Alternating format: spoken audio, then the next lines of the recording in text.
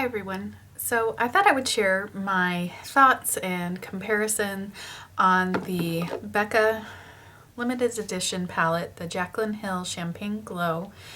It has, for the first time, a pressed version of Pearl, and Pearl is my favorite highlighter, which I have in liquid form. But because it's a liquid, it's kind of a hassle to use. So what I was really curious about was, because this was the first time Pearl came out in pressed form, how it compared to the Pearl liquid. Because the interesting thing about this is that it's very, very subtle. In direct sunlight, you can only maybe detect a few very, very tiny shimmer particles. It's very much just a sheen to the skin as opposed to kind of that glow of a highlight. It just looks shiny, but in a very nice way. So what I thought I would do is a few swatches and then put it on my face with the liquid on one side and the powder on the other side. So this is with nothing on my cheeks. I have a rather luminous SPF that I put a matte foundation over. So some of that shine that you see is just from my SPF kind of glowing through my foundation. I don't have any powder on my cheeks, but I have found, for reference in the past, that this does sit well on top of a powder as long as you just kind of pat it in as opposed to, smearing it on. I do sometimes put this underneath foundation, though I find that because it's not a super strong highlight, that it doesn't necessarily show through a foundation all that much. Maybe it will make my cheeks look a little less dry, but that's about it. It won't be a really strong highlight kind of glowing through. So I made sure to moisturize my hands so they'd be ready for swatching, and I'm going to apply the pressed Pearl with a brush and apply the liquid Pearl the way I would on my face, so just kind of patting it in. So when you apply it heavily here, there's Pearl there. And so what I usually do is just kind of get a big blob going, then get some on my finger and just kind of pat it on. It has a scent to it that I don't love. It's kind of a floral scent. Not my favorite. So there is kind of how it looks initially while it's still a little damp. You can see the sheen. It's not super white looking, but it does definitely have a white shimmer, but it's not like a white base. So if your skin tone is very fair like mine, I'm kind of between NC5 and NC10. It's not going to add any color, but it's also not going to look white. Then I'm going to take this Up and Up highlighting brush. It came with the complexion kit, I believe, at Target. So this is tapping the brush in. It picks up a lot of product. So what I do is just kind of whack it off, and you can see a bunch went flying. And now I have a little bit more of a reasonable amount on my hand. So I'd rather just build it up slowly as opposed to whack on way too much. So I will do one more light layer. So now I have them both here. Well, this is going to be tricky to show. So there's the liquid, and then, can we see? There we go. There's the powder.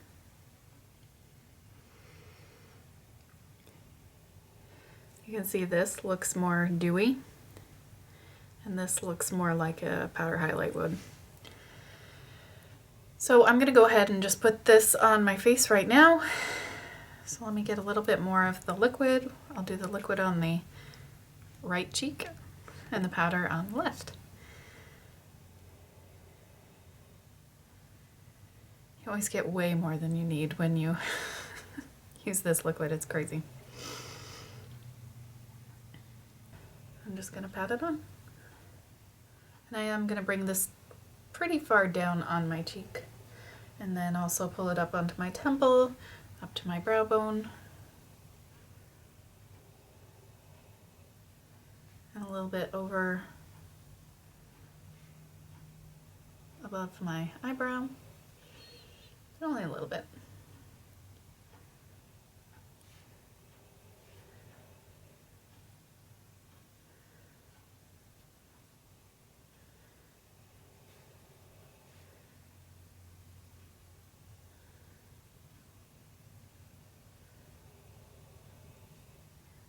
So you can see how kind of almost a wet, dewy shine that gives. And I feel like while it does go over foundation well, you have to be careful not to really mess with it too much, kind of lay it down and then just leave it. Otherwise it will start kind of picking things up a little bit. So now I'll go in with the pressed version. Tap it off.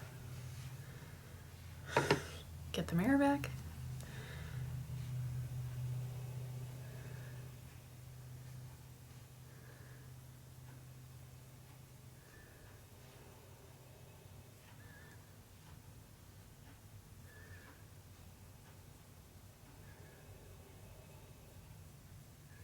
I do not have any blush on yet.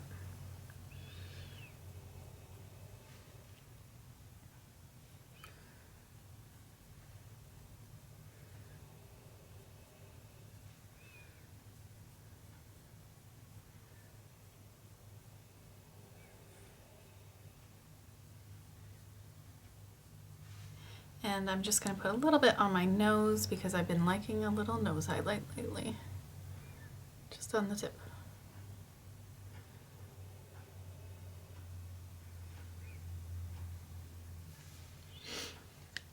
So, so that is the liquid and the powder. So there's the powder.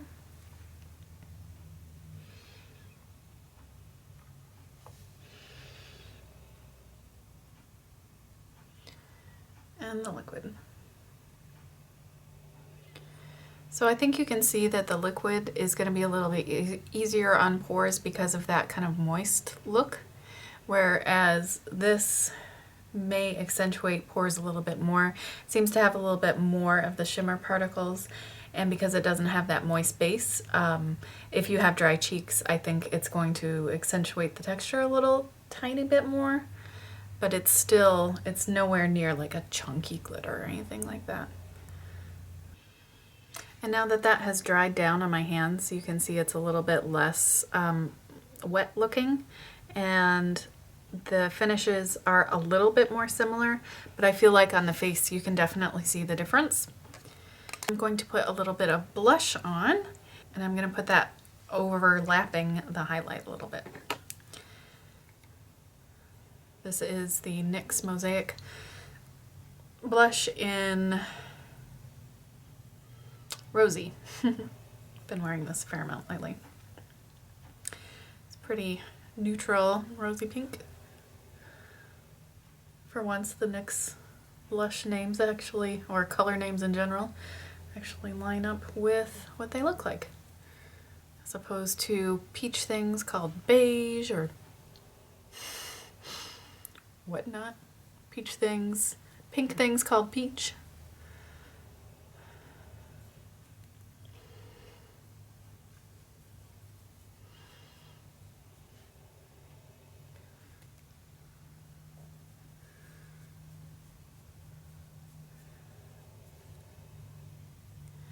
So it does leave a little bit of a tacky finish, the liquid.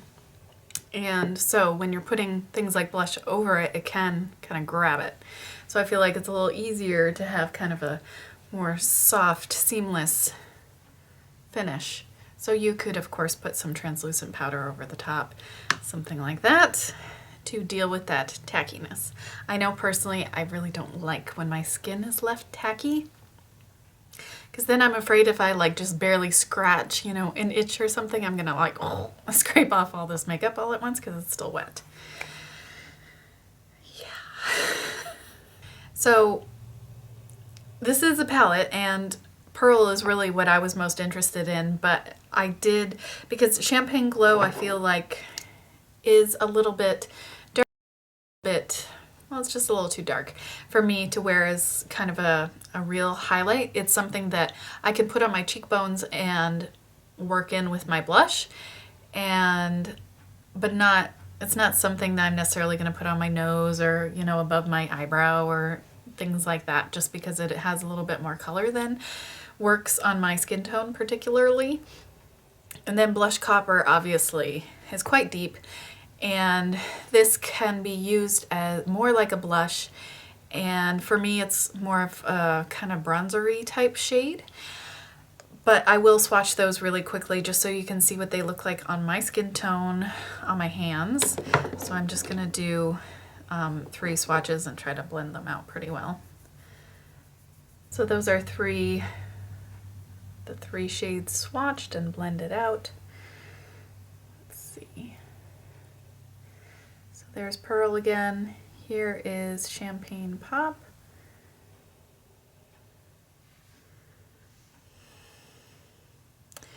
See up there a little bit better the color of it. And then there is Blush Copper blended out. And